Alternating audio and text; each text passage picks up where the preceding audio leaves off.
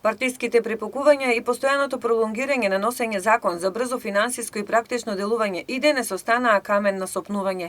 Со тоа се отфрла стратегиската заложба за приоритетното актуелно делување кое би значило спречување на поголеми загуби на здравје и човечки животи. Оние што се на власт велат дека коронавирусот нема да застане и да чека ВМРО ДПМН да игра политички игри и да го доведе во опасност јавното здравје. Мерките морале да се донесат во најкусможен рок. ВМРО ДПМН пак бара формирање на специјална комисија која ќе биде контролор на сега постоечката комисија за заразни болести. Позиционерите обвинуваат за деструкција на опозицијата и понатаму тврдат дека комисијата за заразни болести, која е актуелна, составена од стручни докажани професионалци во здравството и нема никаква потреба од формирање на нова паралелна комисија.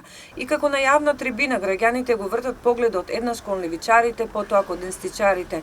На моменти се збунети, но и критични. Тоа не е добро, треба да се договорат која е за интерес на народ. Они се карат, народот страда, тие викат ништо не направија, вие викат ништо не направија, ние си страдаме, ќе се јалуваме и не знам дога ќе тераме вака.